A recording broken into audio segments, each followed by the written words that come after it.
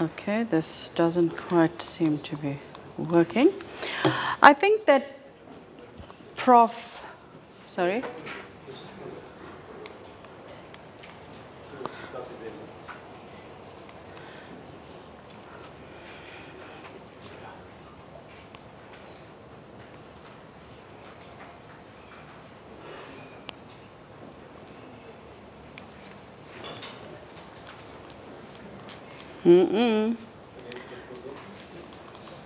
I don't know. Thanks. Is that yours? Yeah. Oh.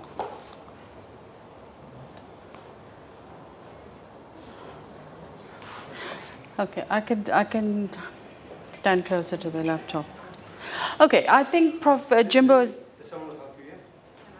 Okay, cool. Thanks. I'm saying for the third time, I think Prof. Jimbo has done a fantastic job of actually setting the keynote. That's what I consider a keynote to be in terms of setting the key ideas for the engagements, and I think he's really covered some really good ground in terms of what I'm going to do today.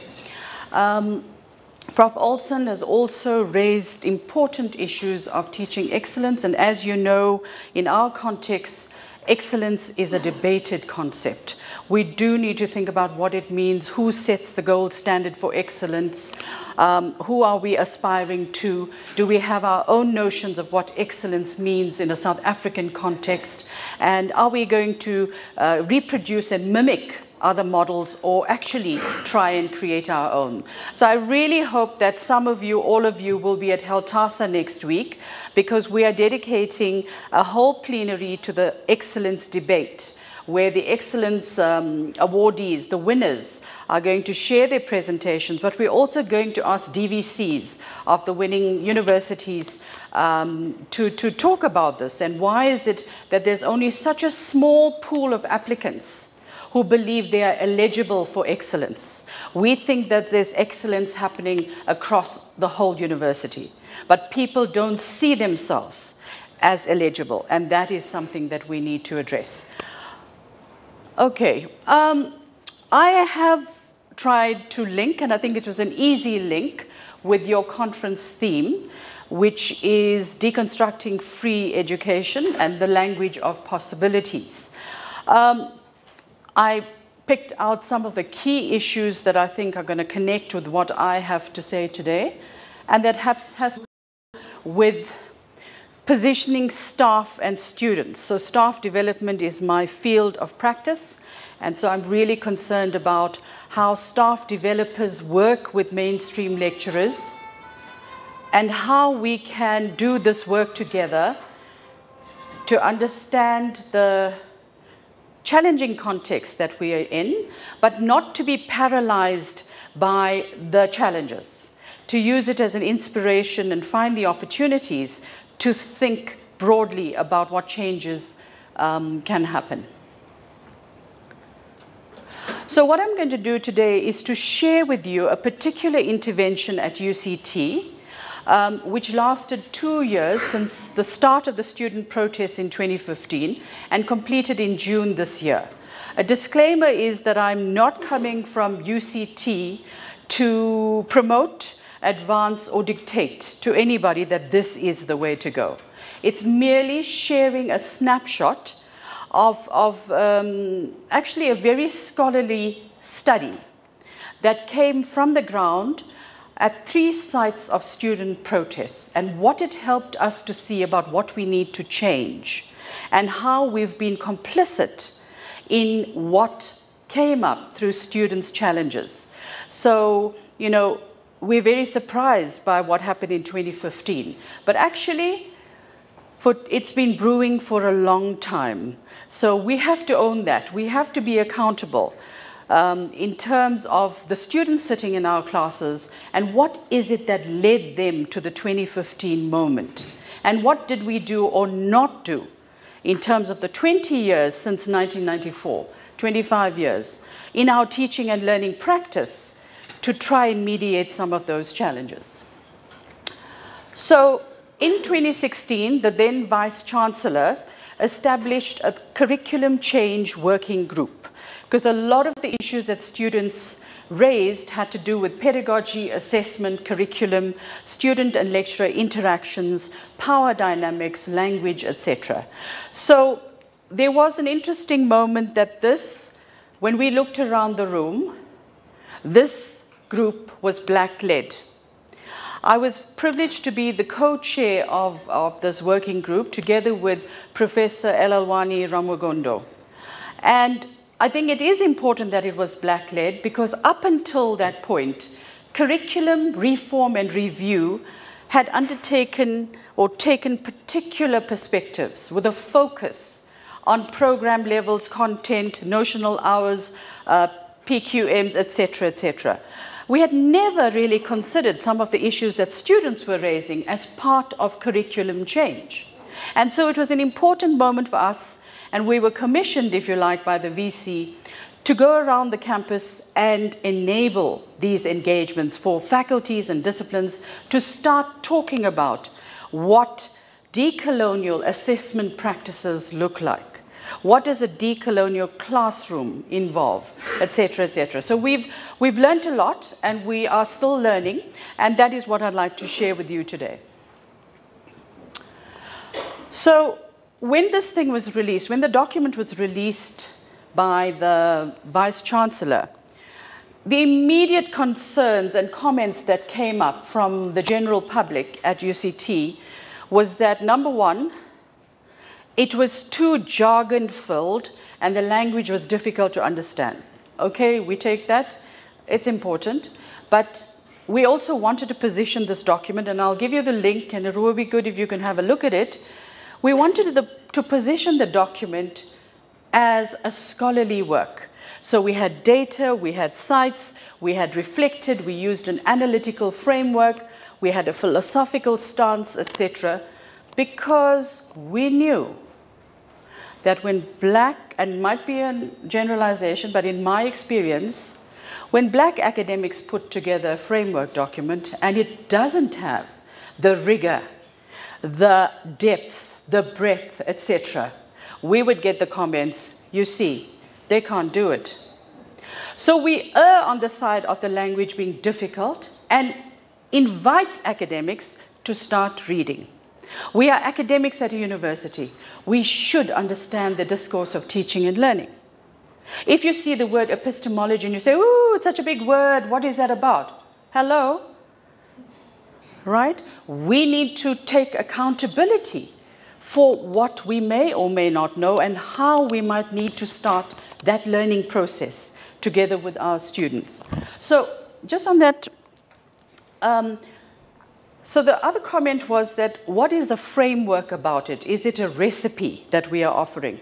So no, it isn't a recipe. We looked at framework more in the sense of framing the moment, the decolonial moment, and what changes are implied for UCT.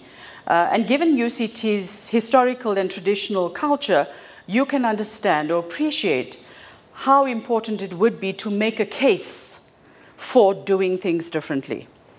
All right, thank you. Right, so in 2015, 2016, there was no argument that higher education was in crisis. So we had to sit up and listen, and Prof. Jimbo also spoke about the crisis of language, the cognitive dissonance, the epistemic disobedience that's needed. So these were some of the things that were starting to bubble. We had quite good links with student leaders. So, in different groupings, we would be called and, served on panels, and were able to discuss and unpack what these different things meant.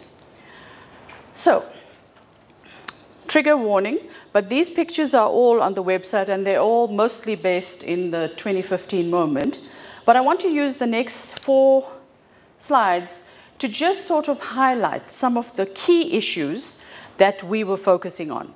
So the first one was an issue of, and to summarize, who is considered to be human and who is non-human. We talk about the zone of being and non-being, following Fanon and Grossvogel, etc.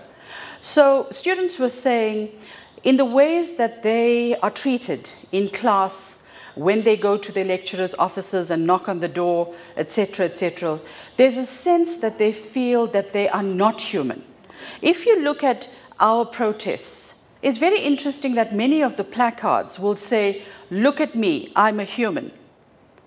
Human rights are a very big thing for us, because somewhere deep in our psyche, we don't believe we belong to the human beings. So lives that are mitigated, helped by being in the zone of being, means that those people, if you're looking at Maslow's hierarchy, they've already sorted out all their needs, in a sense, and can focus on, not that we shouldn't focus on, Greenpeace, global warming, etc. Whereas people whose lives are aggravated by violence, poverty, not having a sure sense of self, economically, intellectually, socially, etc., those lives are always on the line, right? So students are considering what it means to be in an intellectual space, carrying the burden and baggage of not being seen as human. So another big thing that students were raising, and Prof. Jimbo raised this as well, is the issue of Africanization and anti-Westernization. Are they the same thing? And of course, I think we've got to give our students credit in that they were able to articulate and theorize very well the notion of what Africanization meant to us in that context. And following Ngugi wa Thiong'o, it is not about throwing out everything that is Western and European. It is about placing Africa at the center. And what does it mean to teach with Africa as the focus, looking out to the world, not the other way around? So the issue of spatiality became important. There was a particular protest called Shackville, where the students erected a shack just below the Jammy Steps to draw attention to the crisis of housing. Here, the crisis at residence, where students who need it most never find a place at residence. They are never allowed. They never manage to get through the application process. They have to travel far and wide, whereas people who have all the money are on campus and can walk to their lectures in a matter of 2 minutes. So the spatiality, urban versus rural, city versus outskirts, that became part of understanding what knowledge is about and how we're constructing knowledge when we're moving through those zones of spaces and time in our lives. And another interesting aspect from the decolonial scholars, which is quite fascinating to think about, given the media narratives about the violence of the protests, etc., is the notion of love and rage. Decolonial scholar Maldonado Torres advocates that we should be looking at both these in trying to decolonize anything. That there must be rage, i.e., some fire that's in you that allows you, that makes you show up, that brings you to the problem. But one has to do that with an ethics of care. So we had to balance in our engagements these two concepts as we moved around the campus. Okay, so very briefly, what the framework aims to do is to historicize the student protests, look at where we are, and I want to focus on the last one, which was to provide thinking tools to understand some of the challenges we were experiencing and how would we understand the interventions needed. Okay, so leaning on Latin American scholars in the main and South African and African scholars, as well as Aboriginal scholars, we see that there are three main metaphors that are highlighted in the decolonial discourse. These have to do with knowledge, being, and power. These are very powerful tools to try and understand where we are and what does this mean. So in the decolonization or the coloniality of knowledge, it is about the global north, global south debates. Where does knowledge originate? Who creates knowledge? Who consumes knowledge, etc., and who has the right to? And we need to start thinking about constructing and changing the locus, the place of knowledge construction from the south. The coloniality of being has to do with, again, the zone of being and non-being, but to notice who we are in different spaces. When are we silenced, marginalized, alienated? When is it that we feel we can't speak? And when we turn the torch on our classrooms, who is it that is silenced? Is it just a language problem? Right? So is it about something else that's going on in the class which we contribute to consciously or unconsciously, i.e. when we ask the student who knows the answers usually, continuously ask that student for the answers, what are we signaling in our classes about what knowledge is valued and who is giving that knowledge? The CCW, okay, the coloniality of power has a lot to do with how economic power translates into class differentials and how these play out in terms of those who have and those who don't have in our classrooms. The CCWG, the working group, in the document contributed a further metaphor, which is the coloniality of doing. And this has everything to do with who gets to do what and where. Who is left out of the doing, and what does the doing mean for our pedagogic practices in the classroom? Okay, so I've signaled already that we draw on a whole host of scholars, and this has really enriched our thinking. We've had study circles over the 2 years.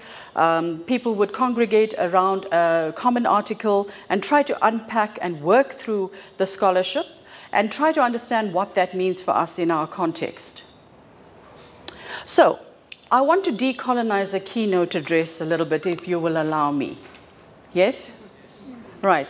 So being a staff developer at heart, I can't resist the opportunity to give you something to do.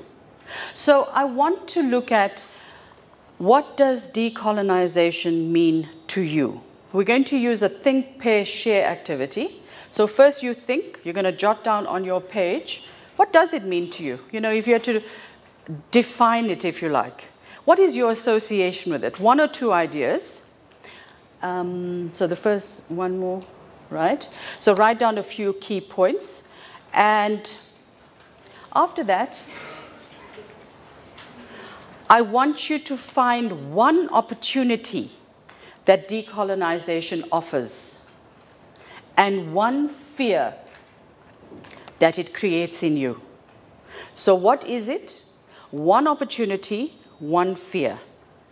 I'm going to give you just 5 minutes to do that. On your own for now, and then you're going to share with your partner at the table. You want to do it? I can carry on, yeah. I don't know why that thing is not working. I'll stand here with the mic. Got anything to answer questions? No, no. Not now, no. No, not yet, yeah. Thanks. Power is here.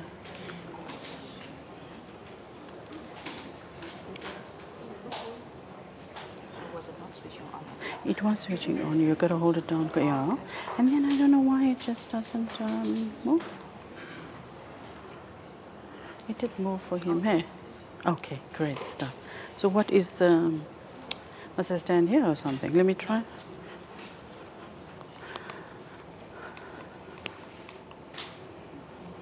Using the arrows, hey? Yeah. No, it's something about the closeness, yeah.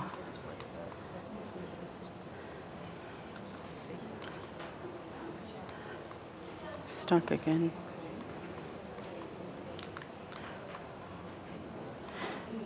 I can stand here with the thing. Why must you? Oh. But I'm not even looking at it. Oh God, it's gone again. Okay, don't worry. You go. All right. I'll work it out. Thank you. Why must you lose out on that exercise as well? Okay, thanks.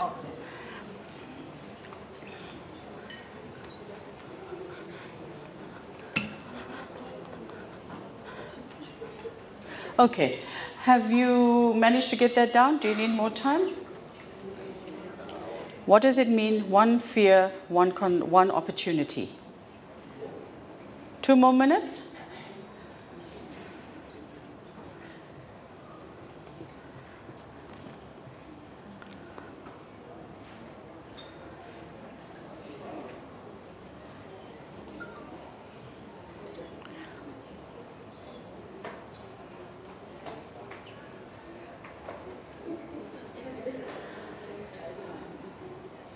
Okay, so you could turn to somebody at your table and share those thoughts, and then after another 5 minutes, we'll get someone to share the thoughts at the table with the rest of us.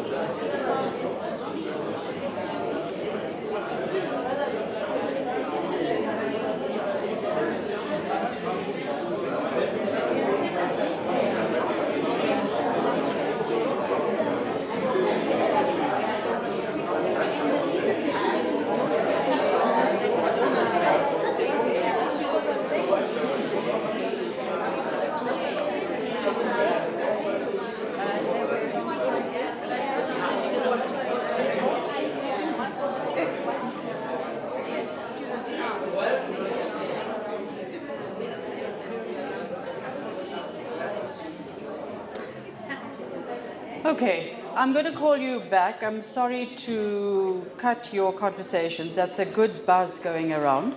So I also do want to make a point about just doing that. So I'm reminded it's not a workshop. But just in giving you a chance to think through that, to breathe through that, to process that, to chat to somebody, really changes the dynamics in the room.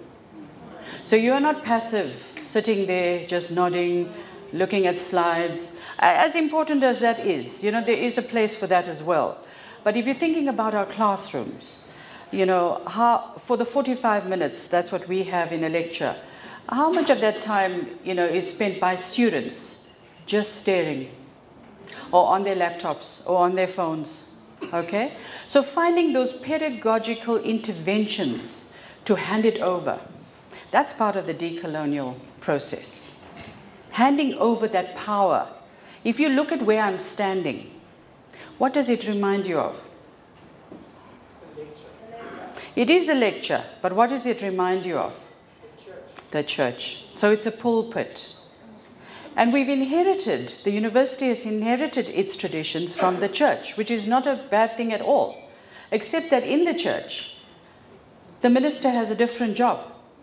We are not ministers in our classrooms, we are teachers. So standing behind here carries a lot of responsibility and it has a lot of power. Just by changing the dynamic, one can change how approachable or not you might be to your students and to the rest. Okay? So having said that, I do want to touch in with a couple of ideas from your discussions. We won't be able to go through all. But what does decolonization mean to you? I want just keywords or phrases, just to give us a sense of some of the discussions.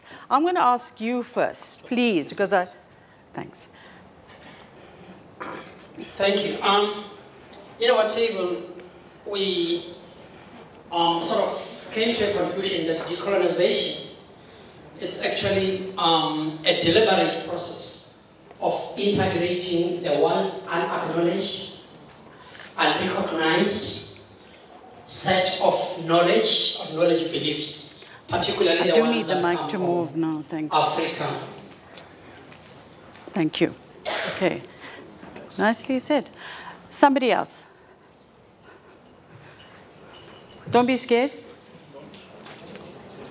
And we said it's going back to the roots, and Africanization is particularly, especially in our context room, or the southern kind of knowledge. Okay, thank you. One more. There, right at the back. Oh, yes. We say if the dominant canon of thought in universities is, you know, knowledge comes from wide domain, from 5 countries in the world, this is an opportunity for us to contest that dominant knowledge. Thank you. One more up there. Somebody had talk about integrating Africanism and local content into the educational system. Okay, thank you. Local content. Okay, so certainly those keywords, if we spent the whole day, we'd get a whole wall full of keywords that would actually make sense to us.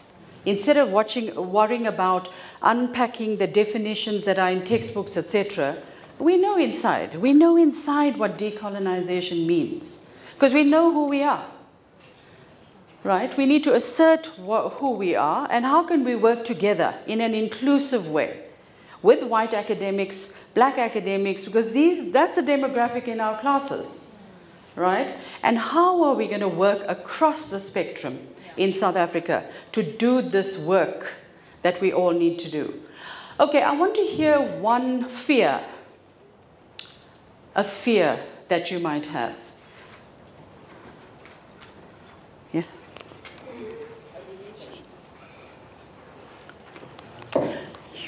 The fall of the African growing capitalist middle class. Okay, thank you. Another fear there. We talked about getting learning and knowledge materials in the local languages. Okay, right. One more? I think the greatest fear is that we haven't produced enough currents to fuel the decolonization, both in terms of intellectual assets and in terms of material or financial resources. And that seems, the decolonization agenda seems to clash with the globalization agenda in terms of also knowledge. If you look at where is knowledge actually being produced? Do we have enough knowledge to sort of fuel the decolonization agenda? If I want to publish about decolonization, where should I publish? Is it a local journal? Is it an international journal? And if it is an international journal, who is going to read it with? So, yeah. Okay. Right, so those are very real things, right? Fears and opportunities, they're things we carry with us that might be very common sense and intuitive, like a knee-jerk reaction to it. But as academics and scholars, they give us an opportunity to then expand and think deeply about some of the ideas that you have raised, which are very important to this work we've got ahead of us. Now, oh, really?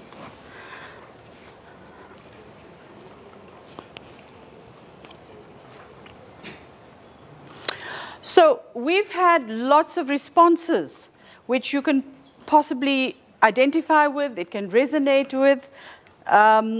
For example, it's scary, it's violent, it's traumatic. It has everything to do with content only, so change the content and we've decolonized. Let's throw everything out from the north and the west. If we Africanize the curriculum, standards will drop. Right? So that's a real fear. So instead of judging the fears, we've got to work with the fears and think about what interventions would we put in place that would help us not to be paralyzed. Okay, so part of that self-reflective pedagogy that most staff developers embrace have to do with checking in with yourself. So when you're sitting quietly, you need to check in with your own dispositions, your approaches, your resistances. What do your peers, colleagues, and departments say? And how influenced are you by the rest of your department? Are you change averse? That means you are scared of changing anything because it is difficult to change in an already ever-changing higher education sector.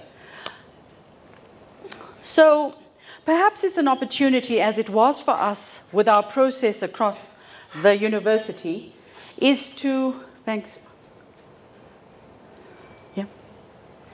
is to resist the trigger to focus on what is it, what does it mean, what is it saying, how can I get it? Some academics say, just tell me what it is. I just want to know what to do and I'll do it. It doesn't work like that. This is not baking a cake. There's not a recipe where you're going to follow the ingredients and the formula and then you're going to get this thing. So we need to look at the fears and opportunities and ask different questions. What does it allow me to see? What does it allow me to do? How does it relate to me, my own positionality, my socialization into academia, my background, who I am? How does it relate to what my students think or who my students are? How does it help me to think about my work? Now, those are more useful questions if we are indeed going to embrace this task and move forward with it.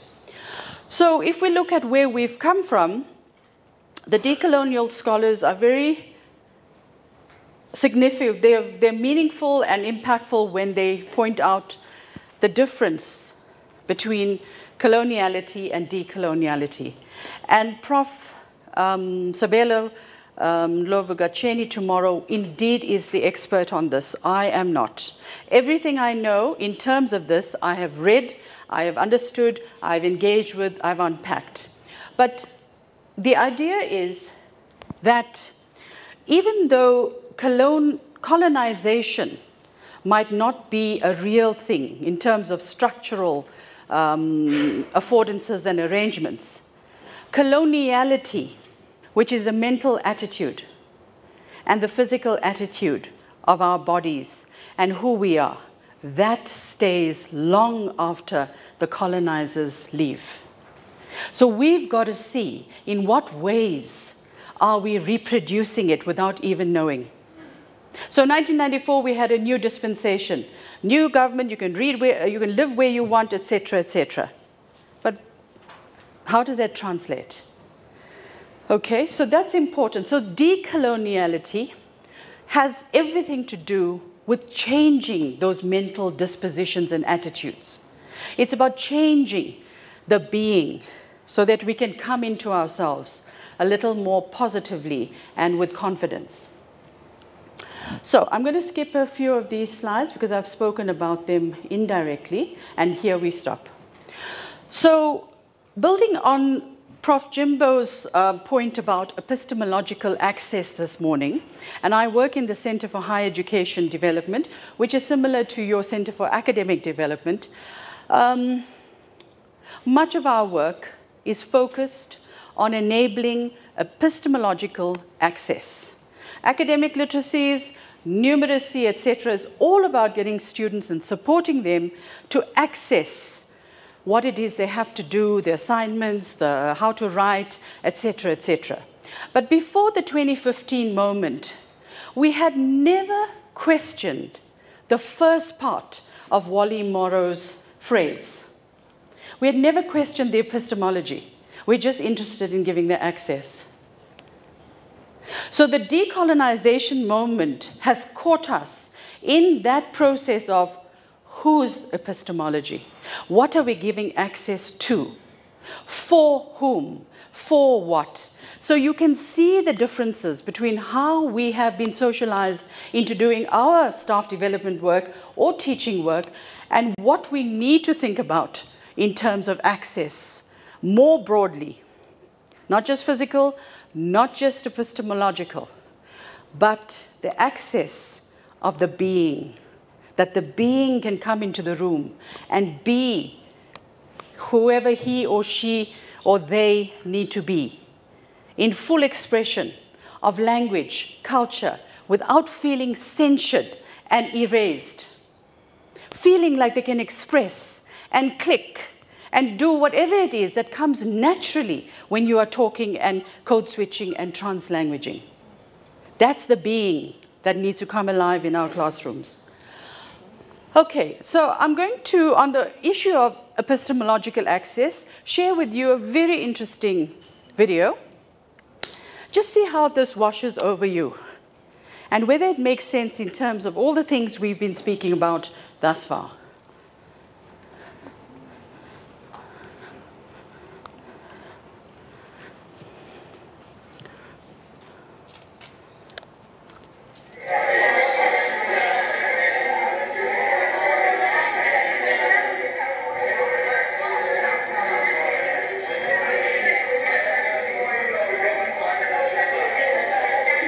Can we start again?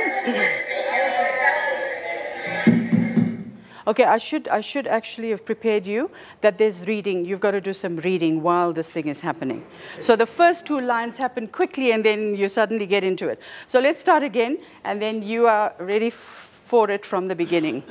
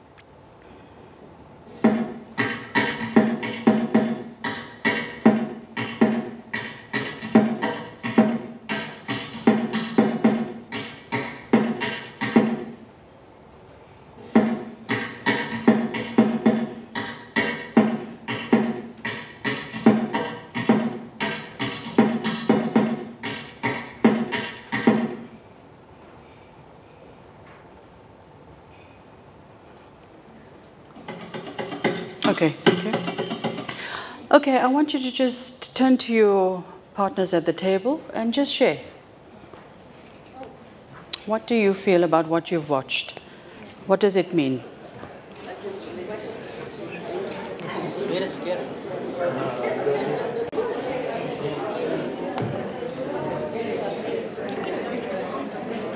I don't know what I'm doing with the mic, sorry.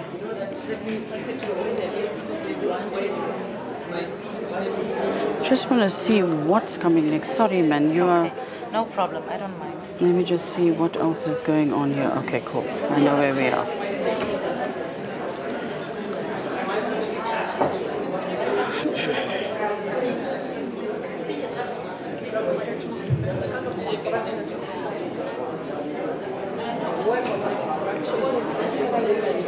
Bearing in mind the meaning, that is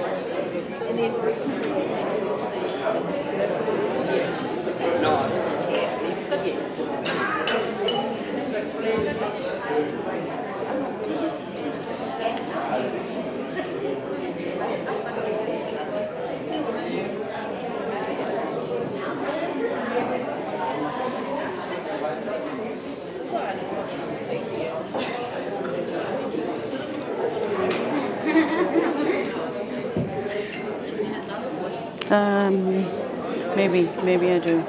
This is for this guy. Just sparkling a little bit. How are we doing for time? Okay, we're enjoying it. Okay, but what time?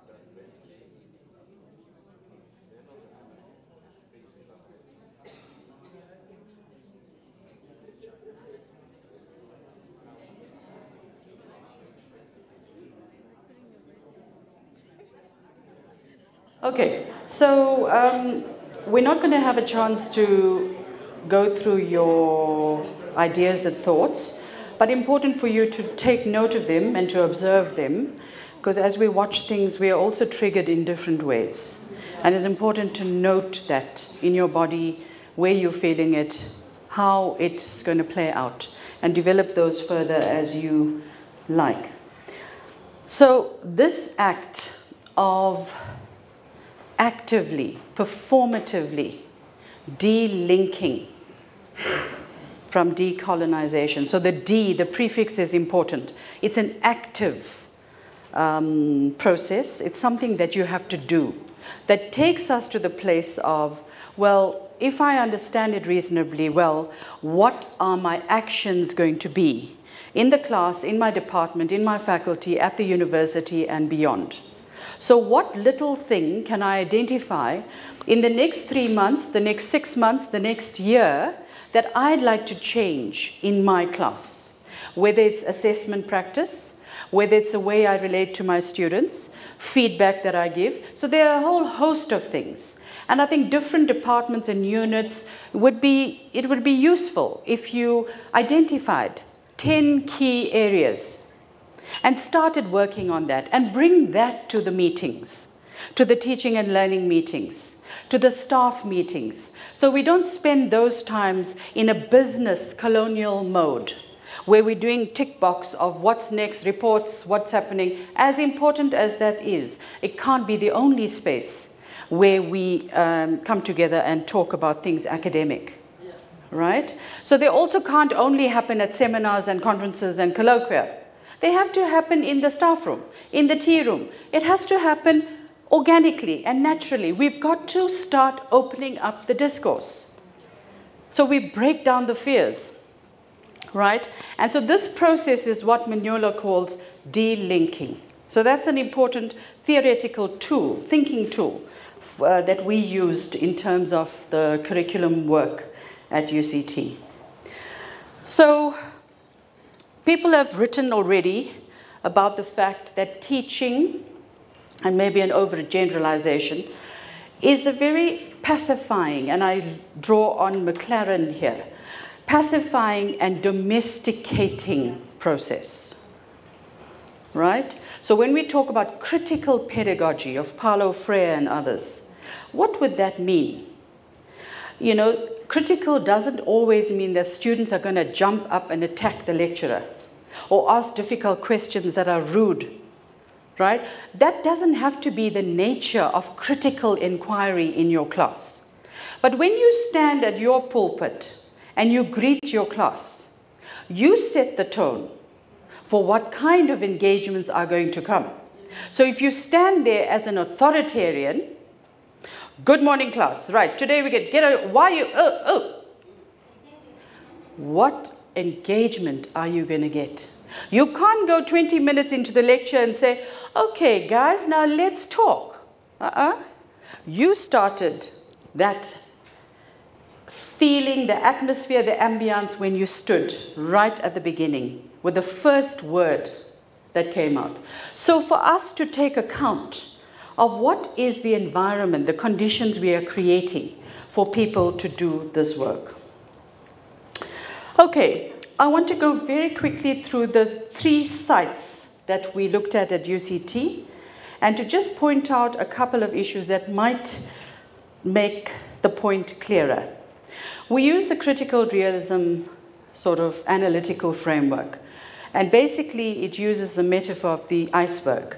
So when the students identified their demands or the things that they were unhappy about, we saw those as the top of the iceberg. And our job was to drill down to what was underneath to figure out what's causing this, what's driving this, what are the mechanisms, what are the values, the cultural discourses that might make a student in health science say, I am flagged from the time I enter. Because right up until 3rd year, my lecturers know that I'm weak and I can never do better than my 1st year results. So each assessment confirms the bias that the lecturer has about the student.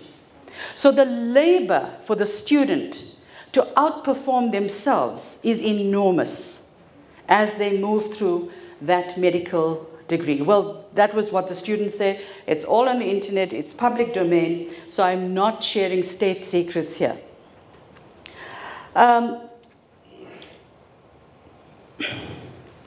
the Hidding campus at UCT, which is the Drama, Fine Arts and Creative Arts campus, which is sort of on its own in town, and it has a, I don't know, peculiarity that seems to go with the drama and the work that is done there. Students raised an important question for our assessment, if you like. Art students were saying, why is it that we spend all our years learning how to paint or analyze or critique a Rembrandt or a Van Gogh, etc., and understand how light, oil, etc. work, and then we have to reproduce something that is African using all those elements? Why is that considered art? Why is it when we do a beaded basket, it's considered craft? So that is a very important question about commodification. What sells? Where does it sell? Who gets employed? Where does the crafting that Ndebele art and all the other cultural forms, they don't have blueprints and templates that come in manuals that your grandmother hands down to you. They are in the DNA. But because they are not codified in that way, it's not regarded as art. Okay? So you'll see at flea markets and craft markets, lovely artifacts with an African name. And they're being sold to overseas customers at great prices. So we've got to watch this branding and exoticizing who we are. And through the different sites, so that's just to give you 2 examples of some of the demands that came up at the sites. And we as a group had to work with lecturers and students to unpack where's that coming from, what are we going to do about it. It has resulted in a totally different arts curriculum for the drama and dance and fine arts, and it's a more integrated curriculum. The health sciences are still working through all those results, the demands. But out of our analysis, we came up with a theory of change. Somebody the other day said, why are you calling it a theory of change? You know, change comes naturally, organically. Why do we need to think of it like that? Well, actually, it's the first part of that whole phrase that is important. That we can theorize change, right? That we can think about it consciously and put it into action and reflect on it. So the 5 stages we identified had to do with contestation, repositioning, reconstruction, reconstitution, and reflection. The first 2 years were mainly about contestation, and one can argue we're always going to be in some sort of contestation. But we have noticed that at UCT, many departments and faculties are moving into a repositioning. That means they are taking a stance, they're taking a position.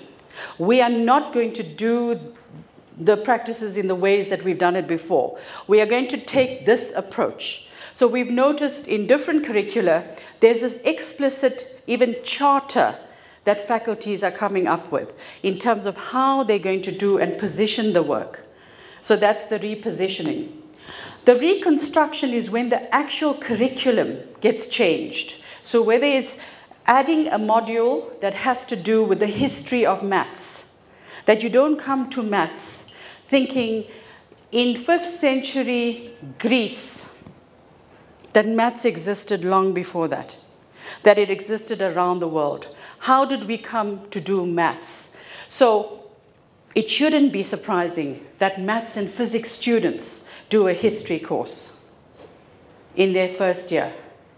That the humanities and political science and art students do an economics course to know when they get into industry, how they're going to manage their businesses. So these are the reconstructions, taking the old and now through this very theorized process of coming up with the new. So I'm going to leave it there. Reconstitution is when we're not there yet of really reconfiguring the departments, the units, and redistributing people in a more multidisciplinary way. I think that brings me to the end. So thank you very much, and thanks. I think I've taken more than enough time. Thank you, Dr. Kasturi. Thank you so much. Because some of the questions were already engaged here, we allowed Dr. Kasturi to continue, but we will, if it's okay with you, can we go on until 12:30 before we eat? So could we ask our 2 panelists, Prof. Olsen, please come here. You'll have to sit next to me so we can be safe. And